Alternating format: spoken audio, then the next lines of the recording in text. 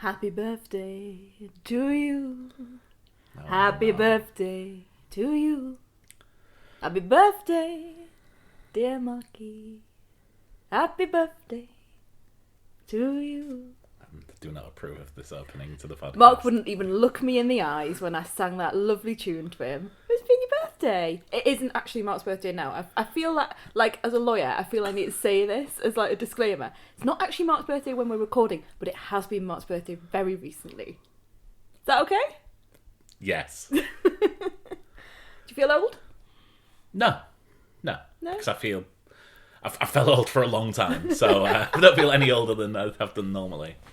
But I have to say that we celebrated your birthday in style with an amazing cake from our friend Alison, who has an amazing, I'm going to use the word amazing over and over again, but an amazing business. She is at Alley Cat Cakes. You want to follow her on Instagram? Yes, it was excellent. It looked beautiful and it tasted even better. It was amazing. So if you want to look at the cake of choice, I'm really tempted have to a go look on across her and Instagram. get a slice while you're reviewing Well, something. And I've just eaten some, and it was see, amazing. That's all I can think of as a word. But yeah, it was absolutely beautiful. So that's what's really reminded me as well, is that beautiful carrot cake that you got for your birthday. So yeah, good. Well, I'm glad you don't feel too old. No, well, I feel old anyway, because Runrig were on Classic Top of the Pops the other day, and I was thinking, God, how old are these guys? And the lead singer was 39 at the time. 39. Which is 3 years younger than I am now. 39. Yeah. And he looked like he would probably have grandchildren. So, Yeah. yeah, there we go. It's that's nothing to break you back like that. It's, yeah. Anyway, Mark, a little less conversation. A little more action, please. I don't feel I'm in the mood for this podcast, so I might as well just stop it now. Let's get into some TV and film, because there has been a lot going on. We've got some massive ones to talk about as well. I'm so excited. Yes. Television first? Television, like we always do. Like we always do. Why change the habit of a lifetime? Watching television. So first of all, can you sell me on why I should be watching Sherwood? Oh, yes, Sherwood. So Sherwood is a BBC, and this has taken me by surprise. Have you seen the cogs in my brain? Yes, yes. How do I describe this? Let me just think about how Wikipedia would put it. So Sherwood is a BBC One drama that has been on recently in the last few weeks. And it has this amazing cast. It's led by David Morrissey. Does he play Robin Hood? He doesn't play Robin Hood. See, the funny thing, I know you're making a joke, right? But the funny thing is that I was absolutely convinced this was Robin Hood coming back. I was getting dead excited, when the BBC does all those trailers of the things that are coming soon. Yeah. And it goes boom, boom, boom, boom, and it's really, really fast. And they flash words up at you. And they flashed up Sherwood, and they flashed up this young lad dressed in Lincoln Green. Not Lincoln Green, but he was dressed in, and he was in the forest. And I thought, oh, we're getting another version of Robin. I really love the Robin Hood story. Obviously, Robin Hood, Prince of Thieves, best version. Maid Marian and a Merry Men, probably equivalent. But yeah, anyway, back to Sherwood. What were you going to say? Disney Robin Hood? Disney's Robin Hood. See, that as I really Previously do of love. this podcast. Yeah, I'm not making it up. In the back of my head, I'm thinking, do I really love Robin Hood? But I do love the story of Robin Hood. Anyway, this is nothing to do with Robin Hood. It is just set in Sherwood. That's a funny thing to call a show, then. It isn't when you watch it. But it doesn't matter what happens when you watch it. Yeah, there are illusions. The show, and I've heard very good things from you. I've heard very good things from reviews, but I've heard no one else talking about this outside. Well, they should be, because it's ensemble cast, like I say, led by wonderful David Morrissey. Has so much pathos, and there's so much going on behind the eyes. And sometimes you feel like I've seen David Morrissey in so much stuff that you should feel like, oh, here we go again. Like in this, he's playing a copper, so you should feel like, oh, I've seen David Morrissey, but every single time I watch him, he embodies a new character. And I hadn't seen anything like this, where it's all about intergenerational trauma. It's all about the history of the North. And it's just fantastic. I don't want to go into a massive amount about plot, but it's based on a crime that occurred. I don't want to say the words true crime to you because you're going to give me the look. But it's Is it based true- on is it true something. crime? It is. It's based on something that happened. It is based on. But is it an actual true story? Yes, but from what I can understand, the germ of the story comes from real life, and then there are fictionalized elements around it. Okay, right. So it's not a true story then. Well, it's based on something that happened, but it's not. Chernobyl's based on something that happened, but Yes, okay. I think it's an interesting example because I think then with Chernobyl, what they were trying to do was show you the stories that were perhaps hidden of the people that you didn't hear about in terms of this big disaster. It's based on something that happened, but it really dives into what occurs within a community where so much has happened in the past, and then weaved into that are these murders. Every time I watched an episode, I just was compelled to see the next one, which was annoying because they were putting them on like weekly. I think there were 2 yeah, it per was Monday, week. Tuesday every week. Yeah, And I couldn't just go to the next one and go there and consume it. I laughed a lot during it because there were so many people that you knew just popping up. I mean, I don't think there was a bit part actor in this at all. I want to list all the people, but I'd be here forever. And some people were just playing a role that was on screen for a scene, and then they weren't in it ever again. And these are big actors. These are people who carry shows. So Are they it's not gonna, absolutely fascinating. come back later on then. No. I've watched the whole thing now, and that's it. They were just there for that scene, and or they were there for a couple of scenes. Yeah, it's finished. It's finished. Sorry. Yeah, it was wonderful. I didn't know what was going to happen from moment to moment, maybe because I didn't know the story that it was based on.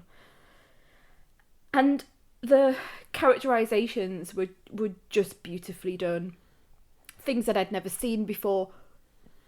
Twists and turns that made me put my hand to my mouth and go, oh my God. But totally believable as to how they could happen. If you're going to compare it to a TV show, just so that... Because I'm still on the fence about this. Yeah. And you are saying how good it is, but you're not necessarily selling it to me. Yeah. Because I know that you... And I I'm trying understand to be you want careful. to keep... Yeah. What sort of show would you compare it to? Broadchurch. Okay. Community, small community, people you get to know, people that the show takes you into their homes, and you get to understand they're all very different. You get to understand the secrets and the lies and the relationships going on behind the scenes. And then in the centre of this are 2 police officers that are rubbing up against each other. Sounds very cliche, but it isn't. It isn't cliche. 2 police officers rubbing up against each other. I know you're looking at me. They're rubbing up against each other that have a history, and they have to find out what is happening. Okay. I really enjoyed it. It's going to be in my top 10 TV shows of the year. I really recommend it to anyone who hasn't seen it before. I'll check it out. Yeah. I'll properly check it out. Yeah, watch the first episode, and if you get to the end of it and you're not compelled to watch I think you know, won't you? I was very keen to watch that, and then the end of the second episode really made me go, oh wow, okay, I don't have a clue what the show is about. And it's taking me on a journey. Okay. Right. Well, I'll check it out then. What else have we got? So I'd forgot we were even going to cover Sherwood, but what else do you want to talk about on TV? Okay, so quick to talk about Miss Marvel. We are 3 episodes in. We're 3 episodes in. 4's been out, but we've had a bit of busy weeks. Yeah, well, happy birthday. Yeah. Miss Marvel on Disney Plus. It's the new Marvel TV show. Yes, it is the 4th, 5th? Possibly. I mean, you're asking me. The Winter Soldier and the Falcon. Yeah, that one. Hawkeye, Moon Knight, and now this. Okay. So, yeah. Oh, I was criticised before for not turning off my phone. Oh, it's a disaster. Oh, it's Elaine doing it now. I did actually say, make sure you turn your phone off, and I haven't done mine. Okay. There we go. Right. This is the tale of Kamala Khan, who through reasons, finds herself with a piece of jewellery that appears to give her powers. And she's a young woman. She's a young woman. I think she's 17 in the in the show. But yeah, this is basically the story of a young woman who finds she has powers and a family history that is deeper than it may seem. I really enjoy this. Whereas you appear to be like, well... Yeah, I really enjoyed the first episode. I love the character. And I love the actress playing Kamala Khan. I think I haven't seen her in anything else. Imran Vellani. It is her first ever role. She's spiky, and she's really... She embodies teenagehood. She plays it like a 17-year-old girl would. Yeah, she's very believable. And it's really, really believable. And her relationships with people are very believable, with her family, with her friends. And sometimes she's a bit annoying, and sometimes she's just full of enthusiasm. And you go with her because I think she reminds you of what it is to be young and to be in that world where and especially if you're someone like us who really enjoys pop culture, she's someone who really immerses herself in the world of Marvel. Yes. And she loves Captain Marvel. That's her idol. So she wants to be like her and go to things like Comic-Con and those sorts of things. So really... generically unnamed Comic-Con. Yeah. Yes. So it really speaks to people who are very much that way inclined, which we are. I also absolutely love, and then you have to talk about it with this show, I absolutely love that she is a character who is Muslim, and you get to see things that you don't see on television. You're absolutely right. Or that you see on television that are portrayed in a particular way. So there are these beautiful scenes inside the mosque where it's just pure characterization and it's pure positivity, and there is no sense of, do you know how many times until you see a scene in a mosque which is just completely normal. Yeah. But how many times you see a scene in a mosque where someone's a terrorist? Yeah. That's when you suddenly realise that you haven't seen a typical scene in a mosque. Yeah. That's what comes and hits you, and it really hit me, and it made me think about that for quite a long time actually. But I love the relationships there. I love that she's got a best friend who is running for being on the council, and there's just so many lovely things. The family is amazing, like really supportive parents and her brother is her brother's really well characterised. He's a lot older, or certainly a bit older. He's getting married and he lives outside the family, so he's kind of like rolling his eyes at things going on in the family. Along with the mosque, there is an Eid celebration that's just shown like the same way that like Thanksgiving Day parade would be. Absolutely. And it's really, we've gone beyond just sort of the representation, and obviously representation by casting like a black actor such as Samuel Jackson for Nick Fury is one thing, but there's nothing about Nick Fury in the MCU which says an African American person in this role.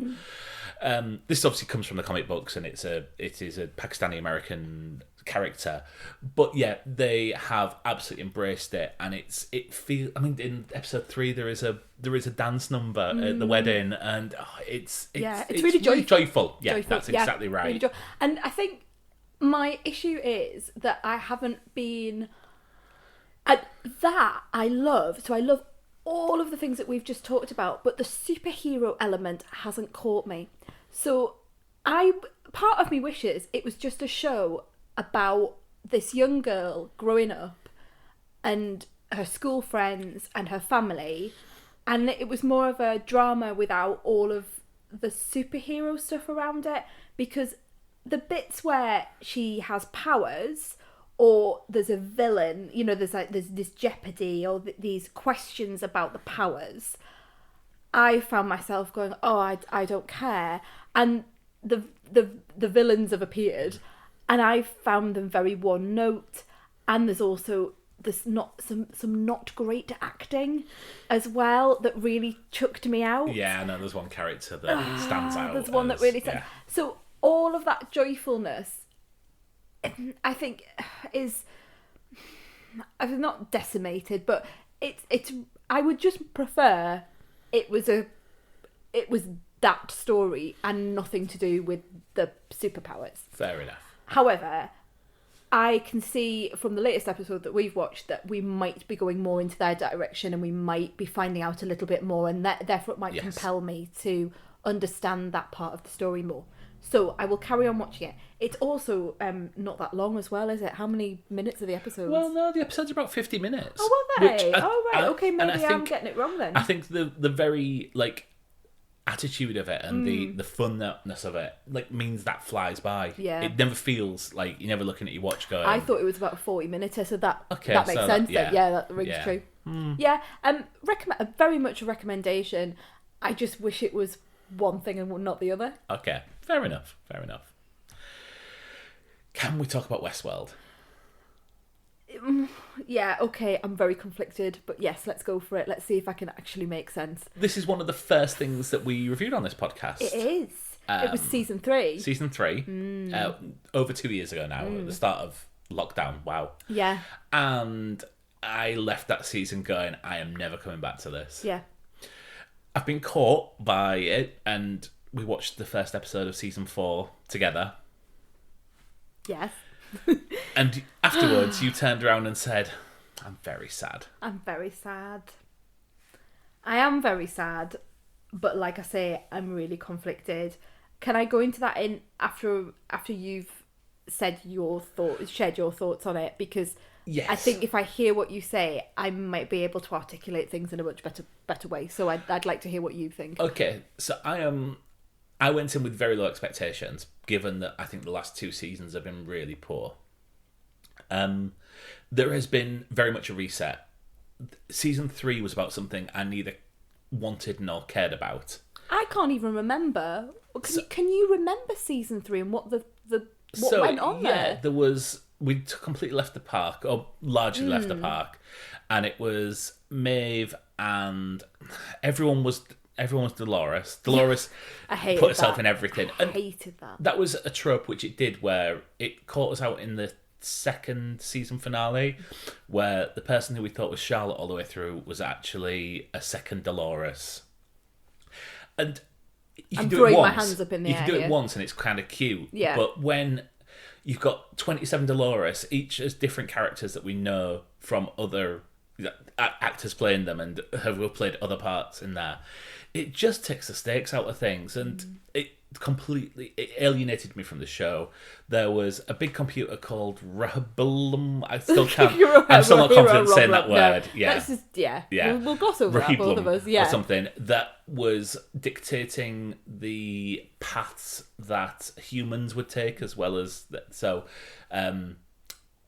they brought in Aaron Paul, who I liked. Yeah. I liked as an actor. Yeah, still do. But he was in the show. His character was someone who was an ex-military man who had a job now, had left the military and had a job like fitting cables along with robots. And the computer had decided he would kill himself within 2 years, so there was no point in like investing any time in. So he couldn't like get married or find or have any children. That was his pathway. But it was never quite clear how that worked. No. So what happens if he meets someone that he likes? Exactly. Anyway. Oh, it was something like he couldn't get enough credit, or this was the only job he could ever. So there was social stakes as well, wasn't there? But that seems to have all been forgotten about. Oh, what, has it? Well, I don't know. There are allusions to it in this new season. So this new season, there has been a time jump. We meet Dolores, who is now Evan Rachel Wood.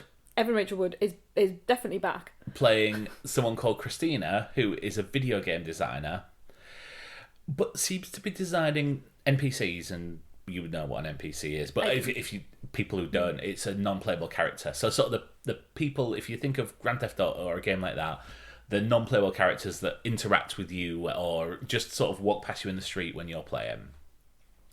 But what she seems to be doing is, like, people are approaching her saying, you're creating us, and so it's not clear whether we're in the game ourselves. Yes. Not clear whether this is a flashback.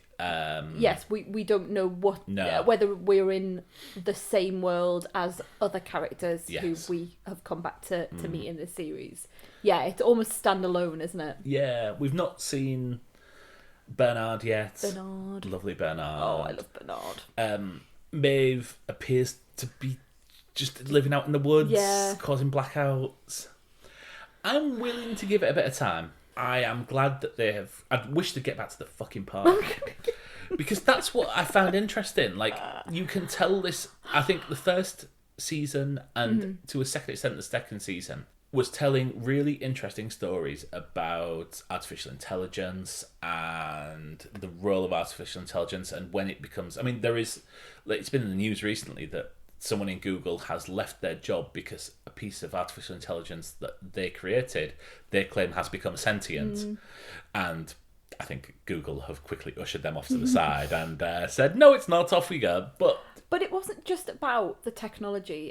It was about humanity. Yes. So it was about people who would go to a park to do terrible things to what they thought were non-sentient beings. And that core of the choices that people would make when they went to a place where nothing really mattered and you could behave in whatever way you wanted, that I find fascinating as a piece of psychology. So who do you choose to be when there are no consequences? So you can kill as many people as you like. You can, there was clear sexual assaults. You could do these terrible, terrible things, these awful murders, and yet it would have no consequence. Or you could choose to be very family friendly, go and chat to your non-playable character, go and chat to your characters who might be out in the field, take you on a mission to take find you on some a gold. And I love that about it, because it told you about yourself. And one of the big threads of it was this character called William, and where he went through his journeys in the park and how it led him to understand who he really was. So I loved all of that, as well as this whole idea of the robots being sentient or becoming sentient, and all of the things around the technology. I really loved it. I mean, season 1 for me is one of the best seasons of television I've ever seen. Season 2 I really loved. I did like that. I mean, it was a maze. But I really like to think, and it. I didn't agree. I didn't like the ending, but I really enjoyed the process of what is this? What am I watching? How does this work? Season 3 completely lost it for me, mainly because we were outside of the park, but also just these new things that came in. Which leads us to season 4, and like you say, I just want them to get back in the park, because that's where I enjoy, really simple me loves that whole idea of being in the park. I am also willing to give it a chance, but mainly because I have now listened to other podcasts, and mainly the Bold Move. I'm going to give them a shout out. Yeah. The Bold Move podcast, who did a media, what's it called? Instant reaction. Yes. They did an instant reaction after the episode came out. Then they did a full review episode, and then they did a feedback episode where people had written in. And they had picked up on so much more than I could ever, I probably would have had to watch it 3 times to pick that up. And they have sparked my interest, because I now understand, I think, more about where the show might be going. And those underlying themes and those character moments might be drawing me back.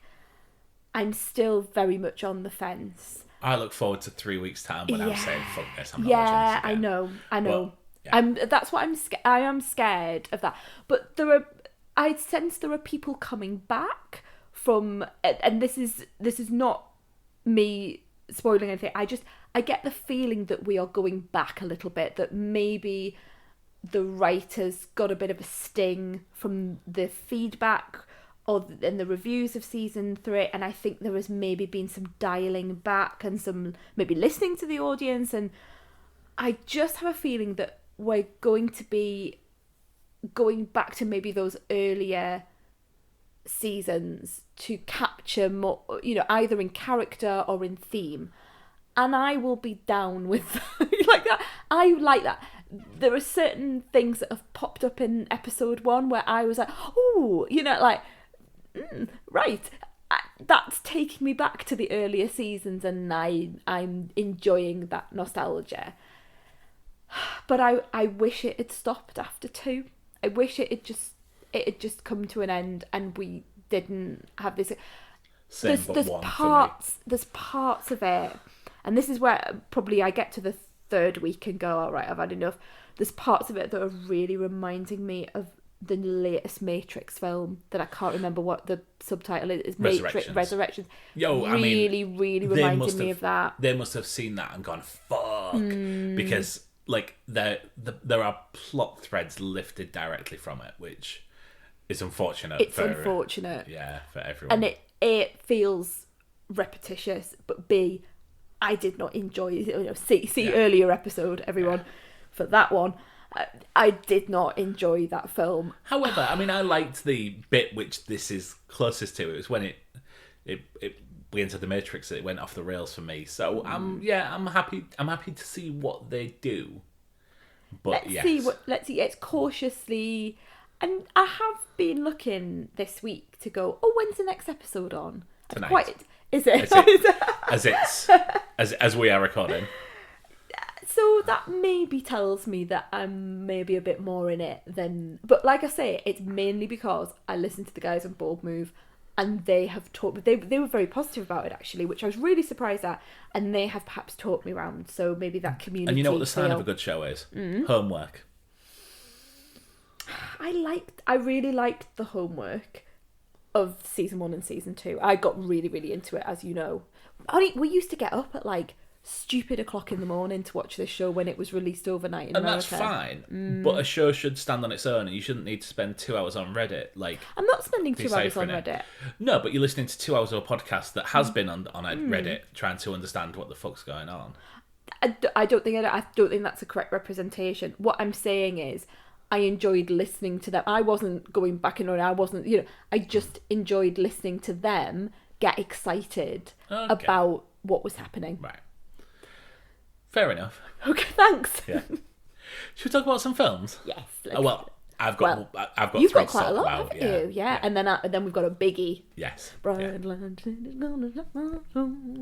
You're very singy today. Saturday night at the movies. Who cares what picture you see? When you're hugging with your baby, let's roll in the balcony.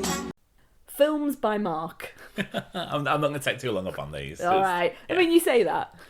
No, because I'm not you. It is us, though. Yes. But I'm not you. So, Lightyear. Buzz Lightyear. No, it's just called Lightyear. I know, but I was being funny. Yeah. Clearly not.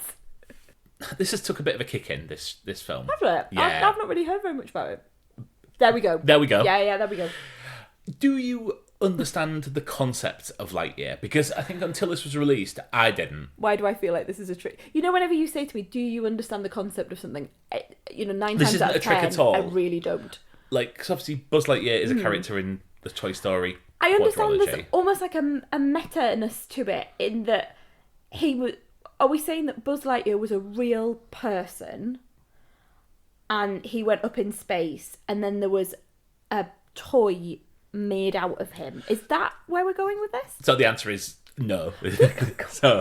But I mean, this shows quite how badly Disney dealt with the marketing of this. Mm-hmm. So, and as soon as you step in, there is the first seconds of the film is a title card which says, in 1995, Andy got a Buzz Lightyear toy. The toy was from his favourite film. This is that film. Right, okay. So this is this essentially, if someone in 1995 gets a Luke Skywalker figure, this is Star Wars. This is Star Wars, right, okay. So it's a fictional film that the toy that Andy got in the original Toy Story is merchandise from. Oh, it's making my head hurt. Right. Okay. Yeah, okay. So once we've got that out of the way, of the bad marketing, let's get into the film. I liked this film. Why do I feel there's a but? There was a big intake of breath there and a face But then I like a lot of films that no one else does. No. I like Interstellar, Oh yeah, I don't like. and that's not a Pixar film. No. This is, I think, the best Pixar films are children's films on the outside with deep meaning, adult-based emotions on the inside. So I'm thinking Inside Out, obviously. I'm thinking Toy Story. Toy Story on the surface is just about toys, but each film has a different sort of emotional thread that runs through. Yeah. This is a sci-fi film that is closest to Interstellar and, in bits, The Expanse. Right. With a robot cat to keep the kids happy. Oh, okay. Now, I'm fine with that because the robot cat's hilarious, and I was happy to go through all these concepts of time and space and new worlds. Did Matthew McConaughey turn up at any point? Didn't. No. That's sad. Nor did Matt Damon. Was he talking through the wall? And No. But this is this hit me on quite a few levels. Like, within 20 minutes, I was in tears at this. So I mean, it is you. Yeah. It's doing good things with its characters. Clearly, there are characters that I did not feel I would have an emotional attachment to. That clearly I did. The voices are really, really good. So, is it the original voice cast for Buzz? No, so it's not Tim Allen. It's not Tim Allen. It's Chris Evans. Not that one. Not that one. Yeah. It does a fine job. Like, okay. Loads of people have kicked off about it not being Tim Allen, but yeah. Fine. Like, I think it's like, if you really want to be in the lore, like, it's very rarely like the actual star that voices the merchandise. It's a sound alike. Yeah, makes sense, she says. Like, the highlight for me is Dale Soules, who is... Is he the robot cat? No. She is one of Buzz's team that he creates. But you might know her, she played Frida in Orange is the New Black, who is really one of the highlights of the later series of Orange is the New Black. Oh no, I can't remember anyone. Yeah, she's the person who's in there, who's the older woman who is in for murder and... Oh yes, I do remember. Yeah. Yes, oh, that's brilliant. And is like a little bit crazy and... Yeah, I'm showing you a picture now. The other good thing about this, the other thing that I really, really liked is this is set as a film that was made in the early 90s. And that is... So if Star Wars was made today, the computer screens would not be black screens with big blocks of light coming on here and there. There'd be like flat screens to reflect that. This is a film that 100% looks, and the technology that is used in it is inspired by 90s by technology that would be around in 1992, for example, when this film allegedly was made. This has took an absolute kick in for and it's got on the wrong side of things because they dare show that two women are married to each other. Oh God, really? Yeah, is that what we? Yeah. And I think, it took a kick in at the box office. I don't think it's anything to do with the backlash over two women love each other. I'm sure this is down to the fact that no one understands what this is. It's a perfectly acceptable science fiction film that just doesn't feel Pixar to me. Okay. And Pixar can do whatever they want, but it feels like the kid stuff is tacked onto it, and it feels very almost this should have been the Disney Plus film rather than Turning Red, which is a lot better film than this. But yeah, it's a high 3. Can I tell you what's not a 3-star film? Hustle. Now, you mentioned Hustle, I think it was last night when we were talking about what we were going to do on the pod. And I had no idea what you were talking about. And you said all would be revealed tonight. So please, Mark, reveal all. What is Hustle? So Hustle's a TV show that was out in the mid-2000s with... No, it's not about that. I was about to say, it's what a BBC One about the con yeah, artist. Adrian Lester being and Mark Warren, ripping off people. It's also, not that then. No. Hustle is the latest Netflix film with Adam Sandler. No, wait, come back. It's one of his good ones. So yeah, this is what happens when Adam Sandler isn't dicking about with his mates and actually makes a film about things that he really enjoys. So Adam Sandler plays a scout for the Philadelphia 76ers basketball team, and his job is to travel around the world and find the next big player that is outside of the college basketball system. So you see him traveling to like Eastern Europe. You see him traveling to I think Germany. You see him traveling to Spain, trying to find like this. And this person. is in the 70s. What you're saying? No. He works for the Philadelphia 76ers, right, which is a team, an actual legitimate basketball team. It's set now.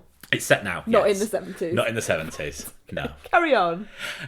Yeah. So, like, part of this is he's dealing with life being on the road. Like, it's mentioned that he's missed his daughter's last 9 birthdays due to being on the road.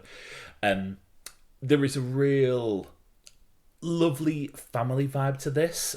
He's married to Queen Latifah and has a daughter who is played by Jordan Hull. And you know what? They're sick of this shit, but they're not like... At no point is they're like, right, if this happens one more time, I'm leaving you. Really cliche. Yeah. They just sort of take it as his job. They still love him. They're really friendly with him. They have a laugh about things. But, oh God, I kind of wish that you weren't doing this all the time. Obviously, as part of this, he finds a Spanish basketball player who is working construction, but on an evening is going to the basketball courts and hustling players out of money. Brilliant. Thus the name. I got that, Mark. It's all right. He takes him across to sign for the 76ers, but they're not happy with him for certain reasons, which will become clear. Yeah. So Adam Sandler's character takes it on himself to train him and to take him to the big it's draft. One of those sorts of films. There. Right. Yes. Okay. It's a mentoring. So. Yeah, right. On the downside to this, you can join the dots from the very first moment of this film. As soon as you see someone in construction boots coming along and they're going, I'm going to give you a chance, and then they're like, I'm going to train you. You can see exactly where this is going. I really like those films. However, this is done amazingly well. Like, we don't get as many of them. There was a time, like, beginning of the 2000s when you got Friday Night Lights, you got Coach Carter, even things like The Mighty Ducks and things like that, which I unironically love. The first 2 Mighty Ducks films. The third one's a bit shit, but yeah. And Impossible, is it called? Or I'm not sure you're asking the right person. Yeah. There were loads of these. Apart from Creed, I can't think of a big budget no, I can't actually. Sports movie that's been out for a while. This is absolutely filling a gap. Adam Sandler is brilliant in it. Against all odds, he is like showing how annoying it is when he makes absolute utter shit with Rob Schneider. And yeah, he's so likable. The guy who plays the Spanish basketball star, I'm going to get his name up because I will not remember it, is Juancho Hernán Gomez. Genuinely basketball star, as so many of these people are. People who play these are all NBA stars. And you know what? Like, he plays it quite naively, but because he's not, you can tell that's because he's not an actor, but it works because he is someone who was working construction, who is now coming along to the NBA and trying to better. Perfectly acceptable job. There is people who know more about basketball than me will absolutely spot a mile off. And there's no one who's awful in this, which can happen quite easily when you're dealing with sports stars. Yeah, this is a really, really good film. It's on Netflix. It's 2 hours long. Within the first half hour, you can draw exactly where it's going, but I was charmed and entertained all the way throughout. Oh, sounds brilliant. I'd really recommend if you want a film just to put on in the background while How you're long was pottering it? about. 2 hours. 2 hours? Yeah. Oh, great. It's really worth watching. Oh, well done, Mark. Well done. Well done, Mark. Well Well done. done for finding that film. I mean, it's quite famous. Everyone's talking about it, yeah. Can we talk about Elvis? Viva Las Vegas. So on my birthday, Yep. me and you went to the cinema together. We did together. We sat together. Did you wish that you were sat on your own?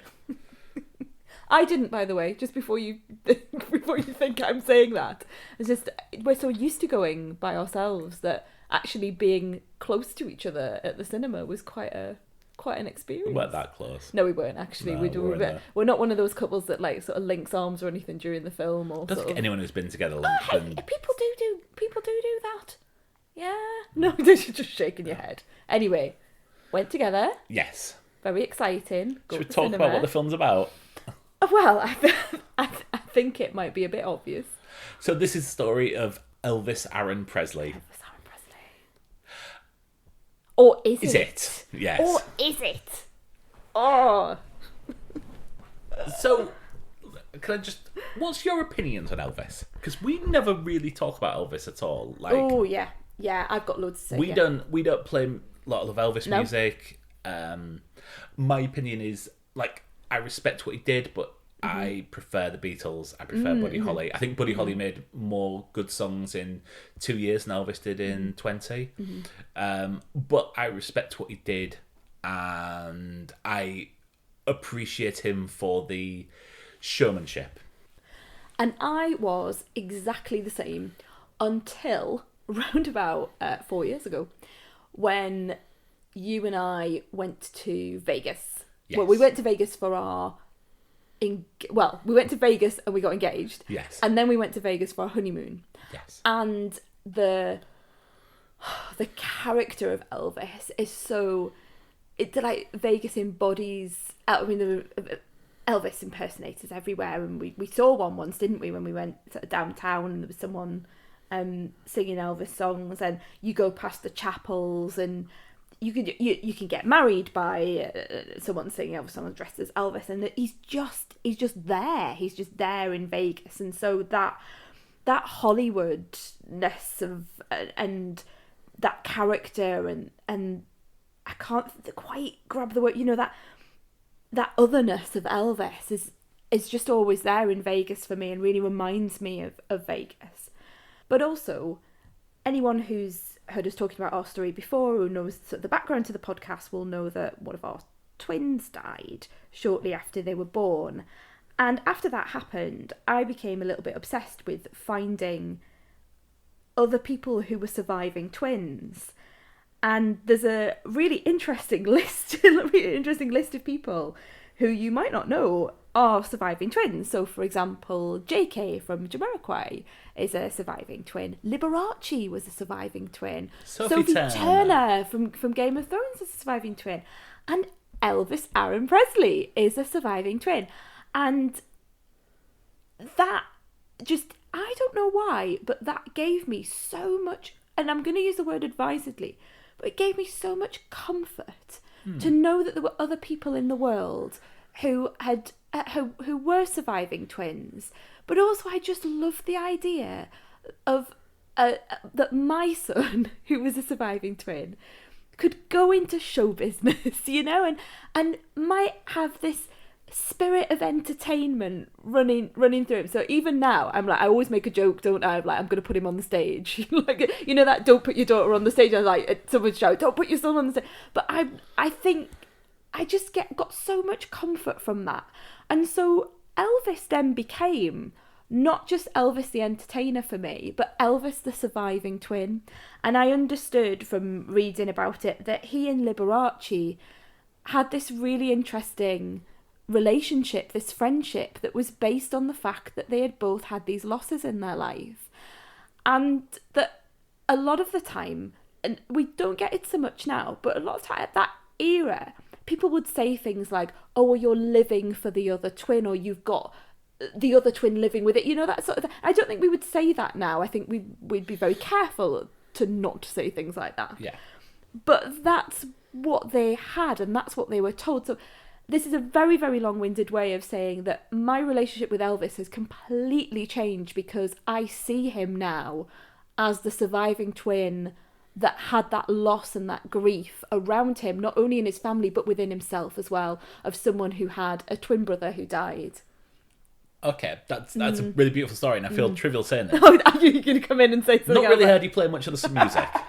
No, and that's the other thing. I know the songs, like I know these songs, but he's not someone who, like, I would choose to play the Beatles. I would, play them, quite happily, and I know the songs, and I would choose to put them on. But yeah, I wouldn't necessarily. Although now I've been listening to a little bit more of Elvis since we've seen the film. Yeah, musically, I know him more as the showman. But what drew me to this film, it wasn't the Elvis story. It's Baz. It's Baz. It's Baz Luhrmann. And there will be people out there who, at the mention of the name Baz, will be going, right, I'm off. Because I think you love Baz, or you don't love him. There is no midsection with Baz. You're either in it and you're in it with him, or everything that he does will drive you mad. And I am a huge fan of Baz Luhrmann and everything he does. I learned a new word recently when I've been listening to all the other review podcasts and reading the stuff. And there's this new word that's been bandied about with him that I hadn't come across. I'm sure everyone else has. But maximalist. This word max. Everything is big and bold and all-consuming. And I love that about Baz Luhrmann. So the first 10 seconds of this, on the surface of it, an Elvis biopic, when he did all the Baz things, I was there and I was in it. Can we just explain to people who don't necessarily know Baz Luhrmann is the films that he's done? So, Strictly Ballroom is a bit of an outlier, but it's there. But and it absolutely has his stuff in. Leonardo DiCaprio, Romeo and Juliet from the 90s. Thank you. Moulin Rouge, The Great Gatsby, Australia, which I've not seen. But it's incredibly so. If you've seen, I think the perfect thing is the Romeo and Juliet, probably his most seen film. I meant Moulin Rouge. But, I put those two together. So, incredibly stylized. Massively. In the first sort of 10 seconds or the first act of Romeo and Juliet, when someone mentions, I get my sabre, it zooms into a gun which has sabre written on the side of it to show you that... longsword. Yes. Well. Is it longsword? I think it is. Yeah, I think it's longsword. It's a long time since I've seen it. So... It's quick edits. It's fast cuts. It's even it's being sped up. At times in Romeo and Juliet, and certainly in Strictly Ballroom, we're speeding things. Actually, it's the same in Moulin Rouge. I'm thinking of scenes now. It's musical. It's dance. It's just entertainment. I've only seen Moulin Rouge once, so I'm not really familiar with it. But obviously, once see a stage show of it. We are in very different tonal shifts here. I am like going mad. My arms are sort of, and Mark's doing, I've only seen Moulin Rouge once. Yes. But the framing device of this story is Colonel Tom Parker, who, if you're not aware, was the manager of Elvis, discovered him in the 50s and took him through to his death, essentially. And it is... untimely death. Yes. Well, yeah. I think sometimes when you're not... You haven't lived through... And obviously we were alive at the time, but you've not... weren't. Yeah, we were, weren't we? No, we weren't. Were we not? No. Were we not alive? He died in the 70s. Oh, God. See, this is how little... But yeah, we haven't lived through that. Whereas there was the woman a couple of doors down from us at the theatre who clearly was alive and she knew she was really in it. And she obviously loved Elvis as a kid. Anyway, sorry, carry on. So, the framing device of this film is Tom Parker coming to the end of his life. He is walking through a empty Las Vegas casino, playing the slots and imagining the life of his life. Yeah, he's reflecting, isn't he? He's looking back. Which is so heavily stapled to Elvis's. And then we get a flashback to the first time they met when he is promoting carnivals around the south of America. And someone has a record. Cody Smith McPhee in a really small role comes along and says, "I've got this record. Everyone's playing it." You were going to do the accent then, weren't you? No, I was nowhere near going to go that. Yeah, Sun Records. everyone is talking about this guy. And obviously it turns out to be Elvis. And then we see Elvis through his life, through his finding his music, shall we say, in a number of different ways, through his relationship with Priscilla, through the birth of Lisa Marie, and him joining the US Army, having to leave the limelight for 2 years while he joined, his comeback, and then his evolution into a resident in Las Vegas, doing his times and doing 2 shows a day for the punters. But it's not an Elvis biopic. This is where I'm really keen to. I feel we're in a very different energy with this. It's not an Elvis biopic for me. It's a fairy tale. It's a fairy tale story in the way that Baz Luhrmann does it. I don't think he went into this thinking, I am going to tell you the absolute factual truth of everything about Elvis, because it isn't. There were contrivances in this film that I think you could roll your eyes at. I didn't, but you could roll your eyes at. We're just on a journey. We're on this Elvis journey with, like you say, this framing device of Tom Parker. And I think if you just sit there and you know that's what you're getting, and you're not, you know that you're not sitting watching documentary style Elvis biopic. If you are like me and you just love the music and love the entertainment and love the showmanship of Baz Luhrmann, and then you combine that with Elvis Presley, you will just be in for this amazing, amazing ride. I love this film.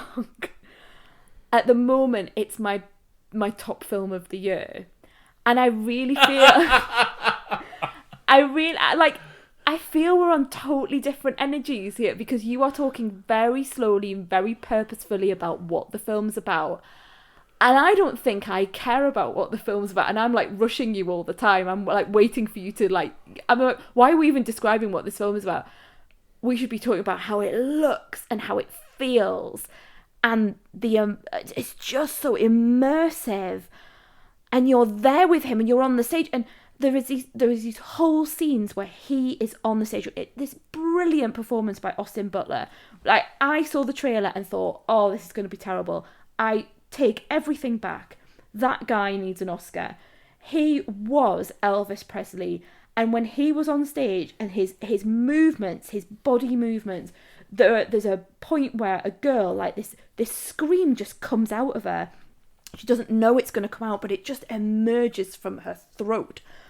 And I was that girl. I could feel, and there's this whole thing of going back to religion, him feeling the spirit, and you could see the spirit moving in it, and you could see the spirit moving through the audience, and like, I was there. Like, I was totally there with it. I didn't want it to end.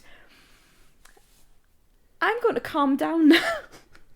Because I'm guessing you were not feeling the spirit. just by the fact that you've laughed at the fact that I've said it's going to be my top film of the year. I think I enjoyed it. I liked it. I didn't love it.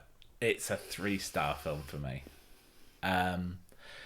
Austin Butler, I think, does a really, really good job in a really thankless role. You cannot, when there is someone who has been so, we said this when we talked about Diana, when there is someone who's been so seen and such an icon, it's really tough to play them without going into an impersonation. And I think he did that 80% of the time, which I think is better than anything else anyone could have expected. He looks the part, which is weird because he doesn't look like Elvis. He doesn't look like Elvis. I think that's the cleverness of it. He owns the stage, and this is someone who, this is his big break. I mean, have you looked at his previous work? No, I haven't. I just still want to think of him as Elvis. Every piece of shit that you see direct to Disney Plus. Like, it's Hannah Montana. It is. Yeah. Is he playing lots of boyfriends? Yeah, absolutely. He has made a career of himself, and this is a star-making performance, and I'll completely agree with you there. We need to talk about Tom Hanks. Okay. Tom Hanks is playing Bela Lugosi playing Colonel Tom Parker. Yeah. What the fuck is going on there? Well, I think I'm going to defend it, and I can totally understand how my defense is going to be very weak. It's Tom Hanks. But it's Tom Hanks wearing a fat suit. And with a ludicrous accent. With a lot of prosthetics, actually, facial prosthetics as well. I think he's meant to be Dutch, but it doesn't come across that way. That's not the voice I get. My defense Transylvania, of it, maybe? Yeah.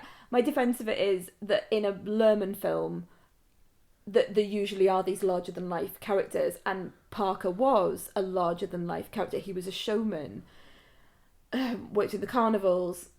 He was, in many ways, very sinister, which I found Hanks' performance quite sinister, but also very laughable.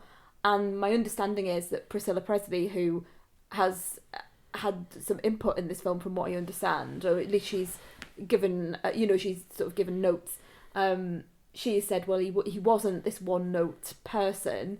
He did have these sort of vulnerabilities, and he was funny, but you were charmed by him, but then you found him silly, all these sort of moments to him. I take him as a Baz Luhrmann character. If you've ever watched Strictly Ballroom, you'll know that there are some larger-than-life characters. The people in Moulin Rouge, there's a lot in there going on, but to begin with, I found it disconcerting. I found it took me out of the film. I've come to sort of accept it now. And that's fine. If you are on board with the film, you will absolutely look beyond it. I've forgiven it. For me, all I think of is when Joey's playing Sigmund Freud on that thing and does that song in Friends. All I want is a tinkle. Yes. Yeah, and again, as I said earlier, if you're not down with the Luhrmann and not down with Baz Luhrmann, though. I know you, but you're not like me. I mean, like you say, you've only watched Moulin Rouge once. I've watched Moulin Rouge so many times I can't tell you, and I've been to see the musical in the West End. Yes. I am so into that film. It is unbelievable. And Strictly Ballroom as well, which is again one of my all-time favourite films. It's a beautiful film. I like the Ric Flair character in it. Yeah, exactly. Yeah, you do. But like I say, larger than life, these over-the-top characters, I think it's really going back to that in Strictly Ballroom. Anyway, if you're not with it, I could imagine it could really, really grind on you, and you would just think, what on earth is this? It's long as well. I know that this is this is 2 hours 40, and I'm fine with it being 2 hours 40 if it offers me anything. I learned nothing about Elvis in this. There is absolutely nothing that I wasn't aware of about it. Just through picking up pop culture here and there. Okay, well maybe it was something for me, because I really knew not apart from his birth. Yeah. I really didn't know anything else about. I didn't know about this. There's a big thing about a Christmas special that I've heard other people talk about as being one of the best things that's ever been on TV. I didn't know that existed, so I did learn a lot as a complete, And I didn't even know he died at like 42. Obviously, I've got the date wrong earlier on, but I didn't know he died at 42. I didn't know about the Las Vegas residency, which on my 42nd birthday was quite. I know worry. It was a bit of a moment, wasn't it? I did learn something from it, but I did take a lot of it as a pinch of salt. There are, like I say, without spoiling anything, there are some moments in here that are massive contrivances, and I did roll my eye and I did think, oh, Baz, I don't think that happened. But I was willing to sort of put them to one side. And I think the problem is the big problem I had with this film is the characters around Elvis are given absolutely zero time at all.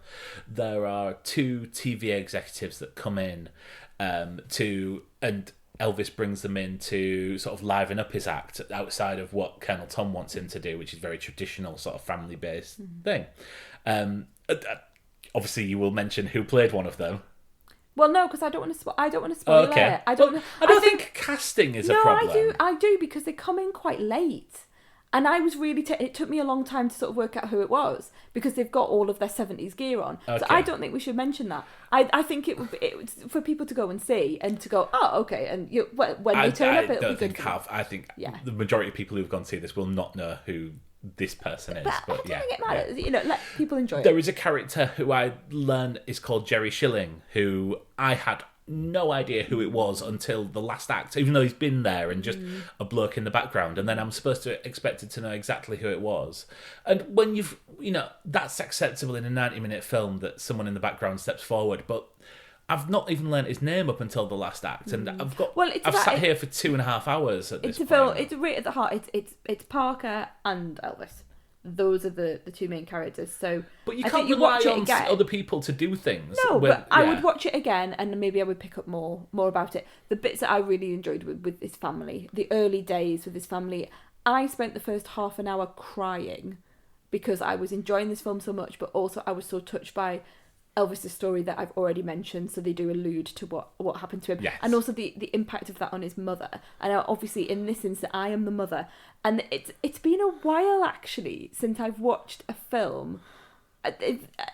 And, well, it's been a while because it hasn't really happened, but I've not been in a position, really, is what I should say. I've not been in a position where I have been the mother do you know what I mean? Like, so when you're watching a film, you don't automatically think, oh, here's the mother character and that's me. Yes. But that is me now. When I'm looking at her on screen, she is someone who has lost her eldest child. Her eldest child has died, and then she has this other child who is the dead child's twin. All of the there's so much of that going on, and I was Elvis's mother all the way through this film, and I really understood her story. Okay. And I really felt with very little, with Lerman giving us very little, because I have been through what Elvis's mother has been through, albeit many, many years later. I really I saw the pain on her, and it really resonated with me. So I got a lot. Become Blake's really bad business manager then. Yeah, the family don't necessarily come out of this particularly well. But I understood her pain, and I read more into it because I understood that she was a mother who had lost a child. So yeah, I got a lot out of it because of all of those reasons. And to me, I'm teetering on 5 stars, and I'm probably high 4 if I sort of calm down a bit. But I really loved this film so much, and I've recommended it to everyone. I've been sending people WhatsApp messages going, "You've got to see Elvis. You've got to see Elvis." I mean, do you want people to look? I don't think this is a film like I'm really glad that you enjoy it, and but even if I was 5 stars on this isn't a film which I could recommend. I would be going around recommending to people, because I think this is a very niche product. Didn't just put all of this stuff that we talked about. Did you not enjoy the entertainment of the stage show and the performances? Yes. The performances, I think, are brilliant. Being at Vegas, and the music, because Lerman films drive you along. I know it did feel long, but they drive you along with the music and the editing, and you're there, you're in the audience, you're on the stage. Did you not enjoy that aspect of it? Absolutely. And I enjoyed the fact that it was set at the International, which then became the Hilton International in Las Vegas, a lot of it, where I went to see the Star Trek exhibition in 2008, and drank a really potent cocktail with dry ice coming out of it called a warp core breach, which it was all good fun. I think everything around Austin Butler works. Everything around other parts of this is so. Okay. And I mean, it's cliche to say it's too long, but it is too long. Yeah, it is. You're right. If this could be tightened up by, this could be tightened up really easily. But look, I'm really glad it worked for you. You got 2 different opinions there, so that's quite good. Yes. I think. I am a little bit sad that you're not as into it as I am, but I think I'm into it for lots and lots of different reasons that maybe others wouldn't be. I think you're more into this than Baz Luhrmann probably is, to be perfectly honest. But, but look, it's got good reviews. And, and good reviews from places that you wouldn't necessarily think would give it good reviews. A lot of the art house cinema film review podcasts, for example, or magazines, have given it really good reviews. Some of them given it 5 stars. Kermode loves it. I've not listened to any He of gave that. it 5 stars in whichever paper he wrote his review for. I can't remember, but yeah, he was with it, and I think that's it. If you're with it, you will love it. If you're not, you'll come out and go, "Oh, it's fine." And to be fair, 78% on Rotten Tomatoes, which I'm not a big fan of, but 94% audience score. So, I mean, that's really high. That's higher than I ever anticipated. That is higher than I anticipated, actually. But maybe it's because you leave unhappy because of the performance, because of those performances. And it very much pulls at your heartstrings at the end as well, I think. And it really does. Like I said, the woman a couple of doors down from me was weeping at the end. I was weeping at the beginning. She was weeping at the end because I think she was remembering, the Elvis of her youth. And I found that quite powerful, actually. So maybe we can revisit some of Austin Butler's other work, such as Sharpay's Fabulous Adventure, the spin-off from High School Musical. See previous episode. No, I think I'm fine. I think I'll just keep watching him as Elvis. Aliens in the Attic, also starring Ashley Tisdale. I'd watch that. I know you would. Yeah, it's Disney films and shitty horrors seem to be his oeuvre. But hey, look, A Star Is Born. Ironically enough. Right, well, thank you for listening. Yeah, and thanks for getting to the end of this. Yeah, we have covered some big shows and Elvis on this week's pod. You can find us on social media at The Honeymoon Pod on Instagram and Twitter. And if you would like to leave us a review, you can do so on iTunes or drop us a star rating on Spotify. Really appreciate it. And we also have something new, which we're both going to really awkwardly talk about now. So be prepared for the awkwardness. I'm not even talking about it. Yeah, you won't even talk about it. We've done a number of episodes now, and we've had lots of people very, very kindly over the past sort of 2 years. I can't even 2 years. Yeah. Ask us how they could support us on the podcast. And we've had lots of conversations with people, some amazing conversations actually about cups for a long time, where people were asking us, because we do like some cups with the logo on, like mugs. Mugs is the better term. I knew you would look at me. So like, mugs with the logo and everything, and we've had like some amazing suggestions from people. And one of the things that comes up quite often is, well, have you got like, I never know whether it's Ko-fi or coffee. Is it meant to be like coffee? A coffee. So people say, have you got a coffee account? So we could buy you a coffee, in inverted commas, just to say thank you for the podcast, or we like the show, or just sort of like, that sort of thing. And it's come up quite a lot recently. And we're like, first of all, that is just lovely. Thank you very much. And then secondly, we've gone and done it. Yes. So we've set up a coffee account where you can buy us a coffee if you like what we do, and genuinely it will actually go towards coffee. I know a lot of people say buy us a coffee, but they don't actually mean it. It will actually go towards coffee. Do you want to tell everyone your coffee story, Mark? Oh, it's mortifying. When I went to see Lightyear, I always go to an Odeon which has a Costa inside it, and so the girl takes your order and she turns around and says, "Oh, a large Americano." And the girl turned around as if to say, "Oh, do you want milk in that?" And she looked at me and said, "Oh, you take it black, don't you?"